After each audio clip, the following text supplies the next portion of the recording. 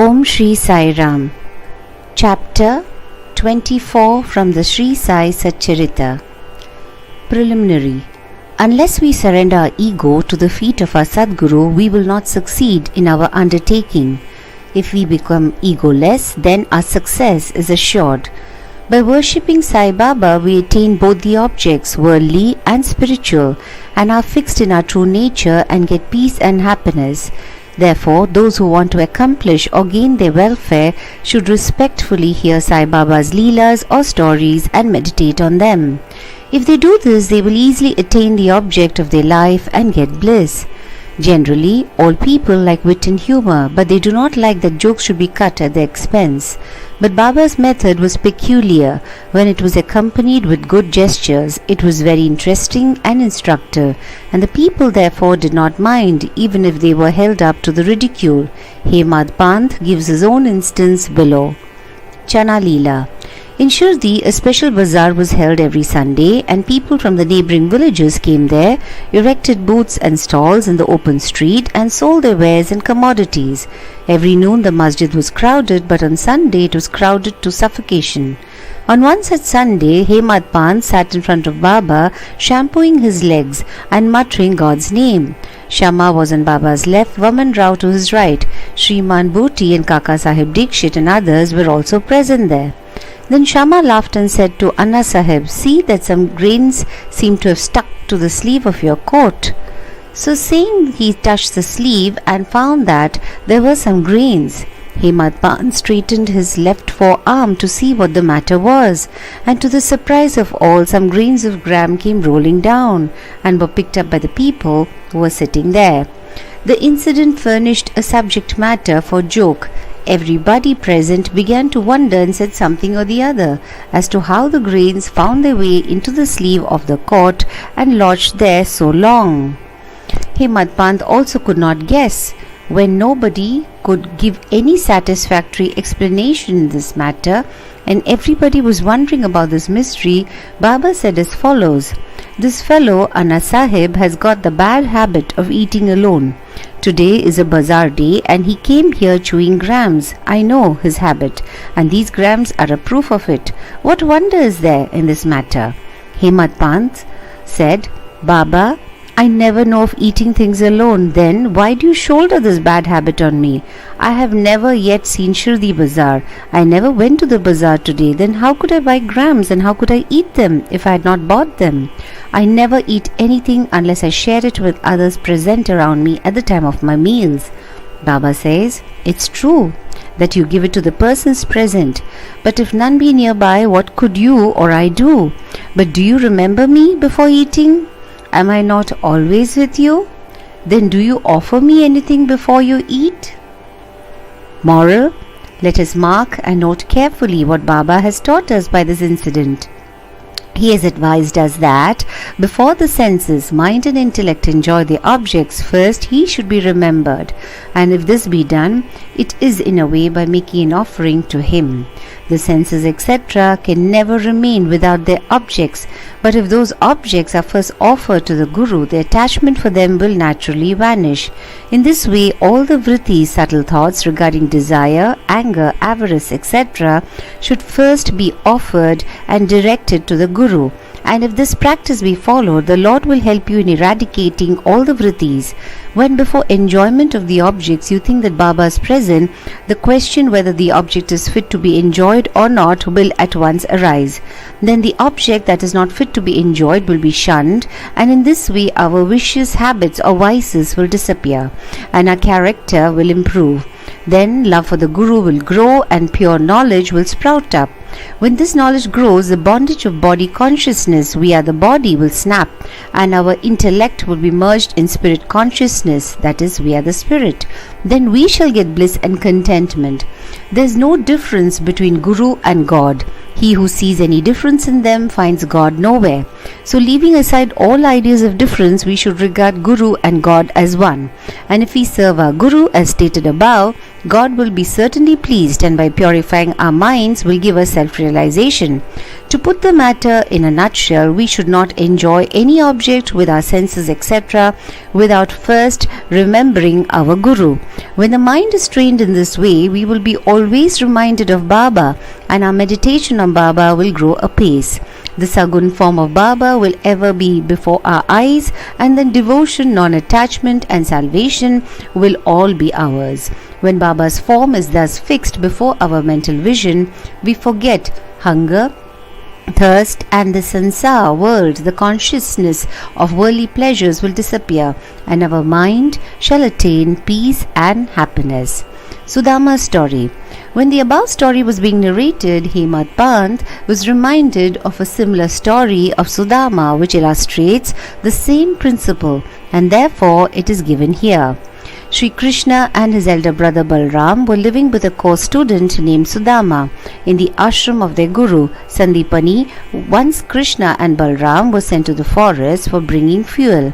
Then the wife of Sandipani sent Sudama also for the same purpose with some quantity of grams for the three. When Krishna met Sudama in the forest, he said to him, "Dada, I want water as I am thirsty." Sudama replied, "No water should be drunk on an empty stomach, so it's better to rest a while." He did not say that he had got grams with him and that Krishna should take some.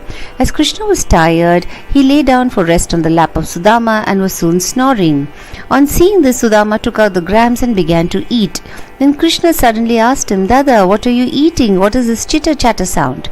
He replied, "What is there to eat? I am shivering with cold and my teeth are chattering. I can't even repeat Vishnu Sahasranamam." Hearing this, the omniscient Krishna said, "I just had a dream in which I saw a man eating things of another. And when asked about this, he said, 'What dust should he eat?' meaning thereby that he had nothing to eat. The other man said, 'Let it be so. Dada, this is only a dream. I know that you won't eat anything without me. Under the influence of the dream, I asked you what you were eating." If Sudama had known the omniscient Sri Krishna and his Leelas, he would not have acted as he did. Therefore, he had to suffer for what he did. Though he was a chum of Sri Krishna, he had to pass his later life in utter poverty. But when he later offered Krishna a handful of parched rice earned by his wife with her own labor, Krishna was pleased and gave him a golden estate to enjoy. This story should be remembered by those who have the habit of eating things alone without partaking them with others. The Shruti also emphasizes this lesson and asks us to offer things first to God and then enjoy them after they are renounced by Him. Baba also has taught us the same lesson in his inimitable and humorous way. Anna Chinchanikar versus Moshibai. Hemad Pant now describes another witty incident in which Baba placed a peacemaker's part. There was one devotee by name Damodar Ghanasham Babare alias Anna Chinchanikar. He was simple, rustic and straightforward. He cared for nobody, always spoke plainly and carried all dealings in cash. Though he looked outwardly harsh and uncompromising, he was good-natured and guileless. So Sai Baba loved him. He has willed away all his property to Sri Sai Baba Sansthan, Shirdi. One day, like others, serving Baba in their own way, this Anna was shampooing the left arm of Baba, which rested on the kathada, that is railing. On the right side, one old widow named Venubai Kaujalgi, whom Baba called Mother and all others called Moshibai, was serving Baba in her own way. This Moshibai was an elderly woman of pure heart. She clasped the fingers of both her hands round the trunk of Baba and was at this time massaging Baba's abdomen. She did this so forcibly that Baba's back and abdomen became flat and Baba moved from side to side. Anna on the other side was steady, but Moshibai's face moved up and down with her strokes. Once it so happened that her face came very close to Anna's. Being of a witty disposition, she remarked, "Oh, this Anna is a lewd fellow. He wants to kiss me. Even being so old with grey hair, he feels no shame in kissing me." These words enraged Anna, and he pulled up his sleeves and said, "You say that I am an old bad fellow? Am I quite a fool? It is you who has picked up a quarrel with me." All the persons present there were enjoying this encounter between them. Baba, who loved both of them equally and wanted to pacify them, managed the affair very skillfully. Lovingly he said, "Oh Anna, why are you unnecessarily raising this hue and cry? I do not understand what harm or impropriety is there when the mother is kissed." Hearing these words of Baba, both of them were satisfied, and all the persons laughed merrily and enjoyed Baba's wit to their heart's content. Baba's characteristics, his dependency on bhaktas. Baba allowed his devotees to serve him in their own way and did not like any other persons interfering in this. To quote an instance, the same Moshi Bai was on another occasion kneading Baba's abdomen. Seeing the force used by her, all other devotees felt nervous and anxious. They said, "O mother, be more considerate and moderate, otherwise you will break Baba's arteries and nerves." At this, Baba got up at once from his seat and dashed his satka on the ground. He got enraged and his eyes became red like a live embers. None dared to stand before Baba. Then he took hold of one end of the satka with both hands and pressed it in the hollow of his abdomen. The other end he fixed to the post and began to press his abdomen against it. The satka, which was about 2 or 3 feet in length, seemed all ready to go into the abdomen, and the people feared that the abdomen would be ruptured in a short time. The post was fixed and immovable, and Baba began to go closer and closer to it and clasped the post firmly. Every moment the rupture was expected, and they were all dismayed, did not know what to do, and stood dumb with wonder and fear. The other devotees wanted only to give a hint to the Moshibai to be moderate in her service and not cause any trouble or pain to Baba. They were surprised to see that their well-intentioned effort had resulted in this crisis, and they could do nothing but to wait and watch. Fortunately, Baba's rage soon cooled down. He left the satka and resumed his seat.